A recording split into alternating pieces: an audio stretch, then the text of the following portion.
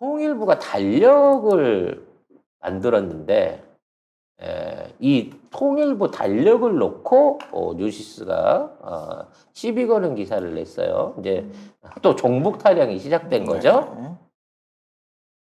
임태희 국민의힘 중앙선대위 총괄 상황본부장은 30일 통일부가 내년도 달력에 북한 기념일을 기재한 것에 대해서 이인영 통일부 장관은 깨끗하게 사과하고 사퇴해야 한다고 촉구했다. 임 본부장은 이날 오전 국회에서 기자회견을 열고 지난해 업무수첩에는 이런 내용이 없었고 내년도에 처음 들어갔다. 이 장관의 지침이 아니면 이런 일 일어나기 어렵다며 이같이 말했다. 저기요, MB 시절에 중국 가가지고 특사로 북한 쪽 접촉해가지고 북풍 조작하려던 분이 하실 얘기는 아니지 않나요? 참 어이가 없네.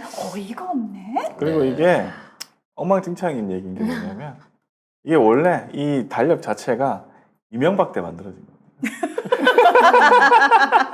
이명박 때부터 박근혜 때까지 만들고 2014년은 뭐 왜 안 만들어지 모르는데 이런 똑같은 달력을 만들고 문재인 정부에서도 17, 18년까지 만들었어요. 근데 19, 20, 21은 오히려 문재인 정부가 안 만들었어. 무슨 뜻이냐? 안 만들었다는 게 뭐냐면 태양절이라고 불리는 김일성 탄신일이죠. 그쪽으로 하면 김일성 생일부터 김정일 생일 뭐 이런 것들이 그 최고의 국경절이거든요. 걔들한테는. 그렇죠. 그러니까 우리나라도 뭐 광복절 있고 제헌절 있고 이런 것처럼 그쪽 나라의 최고 경축 일들이 있는데 그게 태양절인 거예요. 그렇죠. 그래서 그거는 단순하게 북한 찬양이 아니라 북한 자체 사회적 정치적 일정 자체가 그 날짜에 맞춰져 있어요. 아니 그러니까 통일부가 알아야 될 거 아니에요? 원래 이런 게? 거기에 맞춰서 그러니까 무슨 김일성 생일이라든지 김정일 생일 뭐 이럴 때 걔네들 무슨 행사를 하잖아. 아까 말씀하신 것처럼 정치적인 행사를 하고 뭔가 발표를 하고 이런 날들이 있는데 이거를 알아야 될 거 아닙니까? 통일부에서. 그거는 외교의 기본이죠. 그래야 걔들이 그때 가면 뭐 하겠구나. 미사일 쏘겠구나. 뭐. 아니 언론들도 맨날 이럴 때 또 미사일 쏠까 맨날 그 얘기 하잖아. 그거 하려면 디데이를 알아야 될 거 아니야. 그러니까 규칙적으로 나오는 날이니까. 그때 당시 평론가로서 저도 어떤 나라 관련 뉴스 할 때 그 나라에 최근 들어서 뭐 어떤 그 근래에 특이한 어떤 행사라든지 중요한 날에 이거 다 하거든요. 그리고 가끔 그것과 관련해서 뉴스도 하거든요. 관련 소식들 나오니까. 그리고 통일부가 이걸 찍어갖고 전 국민한테 배표하면서 여러분, 찬양하세요. 찬양하세요. 그런 것도 아니고 직원들한테 통일 업무라는 직원들한테 야 니들도 이건 좀 알고 가야지라는 차원에서 하라고 만들으려고 했는데 실무적인 필요성이 있어서 만들려고 했는데 이걸 고무 찬양을 갖다 붙이는 거야. 심지어 이거를 만든 것도 원래 안 만들려고 했는데 그 이인영 장관이 통일부 그 직원들하고 면담을 합니다. 면담을 하는데 그 2030 젊은 직원들이 이런 달력을 좀 만들어 달라. 우리가 탁상에 놓고 체크할 수 있게 만들어 달라. 통일부면 북한의 주요 일정하고 우리의 일정을 비교해가면서 뭔가 조율을 하고 맞춰가면서 그런 걸 하는 게 업무잖아. 네. 그러니까 업무적으로 필요하니까 그냥 조그만한 달력으로 내가 보고 쓸 거니까 업무용으로 거기다 사인하고 뭐하고 할 거니까 만들어주세요 하고 만들었는데 이걸 고무 찬양으로 몰고 간다는 거지. 근데 이건 또 통일부 직원들이나 그 국회 관계자들만 갖고 있는 달력이잖아요. 근데 사실 이 기사 제목만 보면은 무슨 일반 달력을 그러니까. 국민들도 가정에 두는 달력에다가 이 그러니까. 기념일을 쓴 것처럼. 근데 난 써줬으면 좋겠다. 나 개인적으로 좀 필요한데 이런 것들. 통일부에 가서 좀 통일부 달력 하나 주시면 안 돼요 저한테? 농협에서 나온 달력을 보면요. 네. 저 24절기부터 시작해갖고 다 있잖아요. 그런 씨 뿌리는 날부터 맞아, 해갖고 맞아. 다 다 있고요. 있어요. 이게 수협에서 수협 나온 나오는 달력을 건 보면 물때. 물때 들어왔다 나갔다 간조 만조 이게 다 있어요. 절에서 나오는 거 보면은 관음제일 이래가지고 보살들 날이 다 있거든요. 그것까지 다 표기가 돼요. 그럼 네. 그런 거 자체도 문제 삼어. 하여튼 이런 말도 안 되는 짓거리를 하고 있는데 이제 하다 이제 거짓 뉴스까지 나옵니다. 그래서 국민의힘 대변인이 막 공식 논평하면서 어느 나라 정부입니까? 이건 아니지 않습니까? 이러면서 우리나라 정부 왜? 공식 논평까지. 아니 그럼 뭐 일본이나 미국이 그거를 중요하게 여기겠니? 우리가 에이, 우리 민족이고 우리가 통일을 해야 되고 우리가 정치를 해야 되니까 그거 필요한 거지. 어쨌든 그렇게 했고. 근데 조선일보 일면에는 이제 하다 이 김일성 3부자의 생일은 빨간색으로 적혀져 갖고 있는데 우리나라 보훈 기념일은 검은색으로 표시했다. 근데 아이, 진짜. 그거는 보훈 휴일입니다. 휴일. 휴일이니까 휴일을 그렇게 빨간색으로 한 하고. 거지. 이거를 그러니까 북한에서도 김일성 생일은 휴일이에요. 국경일이라 가지고 휴일. 당연하죠. 휴일을 빨간색으로 설정 이거를 한 걸 가지고 이거 북한 거는 빨간색, 우리 거는 검은색. 그러면 말이야. 너 초상집에 빨간 자켓 입고 가 이 새끼야. 밖에서 왜 입고 가요? 아니 원래 근조나 이런 거 하면 검정색이잖아. 그게 정상인 거지. 실제로 한겨레 보도를 보면 현충일은 빨간색으로 적혀 있대요. 우리나라도. 그러니까 이런 거를 확인도 하나도 안 하고 그냥 그러니까 빨갛다는 의미가 그냥 뭐 무조건 북한을 좋아해서 그런 거면 니네 옛날에 한나라당이 빨간색 입고 잡바 입고 돌아다니는 놈들이야. 지금도 국진당도 빨간색. 국진당 빨간색인데요. 그래- 심지에 빨간 목들이 있다는 거 두르고 입당시켰잖아요.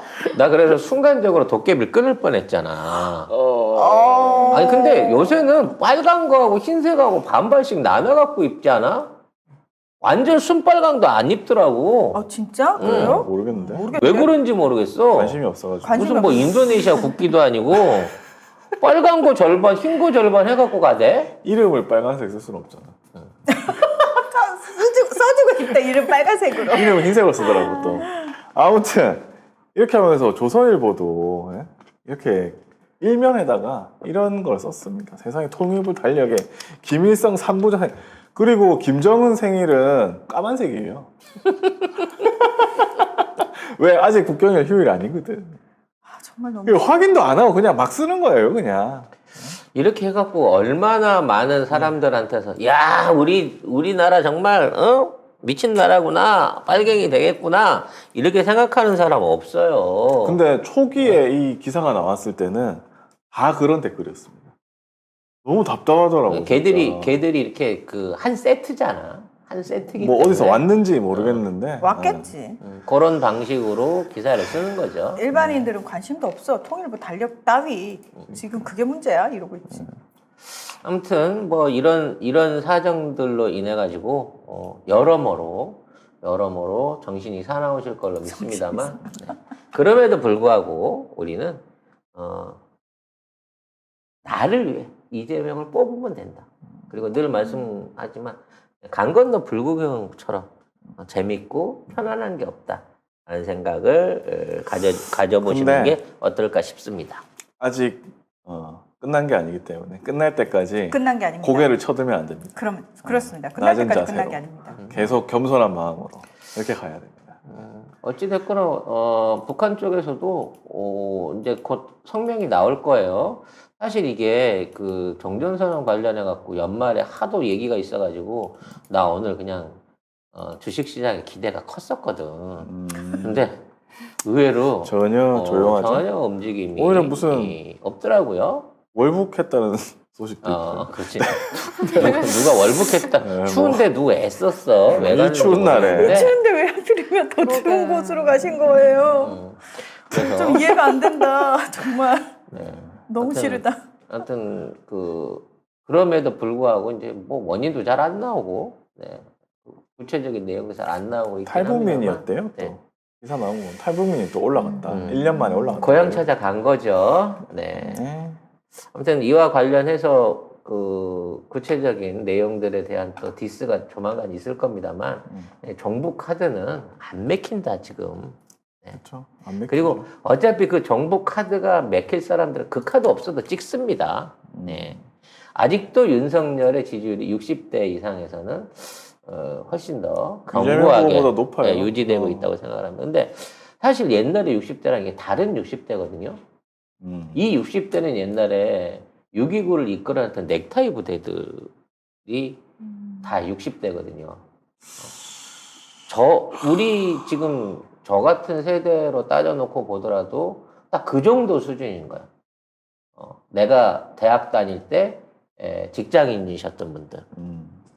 진짜 체류탄으로 6.29 선언을 이끌어 넥타이 부대들이 지금의 60대인데 독재 타도했던 독재 타도하자고 나섰던 분들인데 호원철폐 독재 타도. 그 길에 나서셨던 분들이 지금 윤석열을 지지하고 있다. 안 나셨던 분들도 많았던 거 아닐까요? 아닌가? 나도 사실 네. 이제 옛날에 똑같은 게 박근혜 선거 때 있었어요. 50대에서 지지율이 박근혜가 월등하게 높이 나왔거든. 그래서 난 이거 뭔가 문제가 있는 거 아니냐? 어떻게 50대가 우리랑 같은 민주화 세대인데 박근혜를 지지할 수 있지? 했는데 박근혜가 지적했던 부동산 문제에 있어서의 이슈가 50대한테 먹혀버린 거야.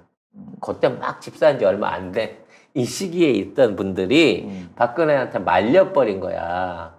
근데 그 당시에 우리는 원론적인 원론적인 답변만 하느라고 거기에 대한 안을 안 내놨거든. 그래서 우리 민주사회한테 배신이 아니라 그들의 변심을 알아차지 못해갖고 그래서 그 선거를 졌고 사실 50대가 좌지한 거거든요. 박근혜 그 선거 때는. 지금은 그 나이들이 그 나이들이 지금 60대가 돼 있는 거예요. 그래서 그들이 믿고 있는 그 견고한 축을 못 깨트렸다는 거거든. 그런 면에서 우리 지금 이재명 후보 같은 경우에는 일부러 그런 쪽에다 갖다 부비고 있어요. 부동산 정책이라든지, 그 다음에 전국민 재난지원금 같은 것들을 지금 젊은 세대를 위한 공약으로 준비한 게 아니라 그분들에 대한 공약으로 이걸 몰아붙이고 있습니다. 그렇게 여러분이 기대를 해봐야 걔네들은 안 도와준다는 거지. 이게 무조건 집값이 오르는 게 중요한 게 아니라 안정적으로 유지되는 게 중요하고 다주택자들의 불로소득을 막고 이걸 다음 세대에 투자해야 된다라고 하는 얘기를 직접적으로 설득하고 있는 단계인 거거든요. 만약에 이번에도 이 설득이 실패한다고 치면 이제 영원히 단절돼 버리는 상황이 생길까봐 저는 참 겁이 나요. 그리고 이렇게 이제 60대 이상을 제외한 나머지 연령층에서 이재명 후보에 대한 지지가 높아지면 질수록 오히려 그 높아지는 지지율을 두고서라도 견고하게 버티고 있는 60대마저 허물어야 된다. 저 지지층까지도. 그러한 생각을 해보게 됩니다. 그래서 오히려 그쪽에 대한 일종의 단돌이라 그래야 되나요? 자기 표 끌어안기를 위해서 20, 30대에는 전혀 먹히지 않을 이러한 정북론들을 새삼스레 옵션으로 꺼내놓고 있는 게 아닌가라는 생각도 해보게 됩니다.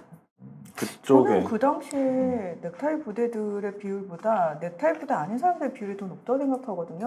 넥타이 부대라는 건 말 그대로 고학력자들이에요. 그리고 사무직이고. 근데 지금도 우리나라 인구 비율로 봤을 때 사무직의 넥타이 부대 비율은 굉장히 소수입니다. 근데 분위기를 그때 그렇죠. 그 넥타이 부대가 주도했을 상징성이죠. 뿐이지. 그렇죠. 네, 그동안 친보수적이었고 친정부적이었던 그런 대기업이라든지 사무직에 있어서 화이트 칼라들까지도 나섰다라는 부분 안에서 어떤 이제 새로운 영향을 받았고 그들이 나섬으로 인해서 표심이라든지 선거의 어떤 추세가 많이 변화된 건 분명히 사실이에요. 그리고 그때는 언론이 살아 있었어요.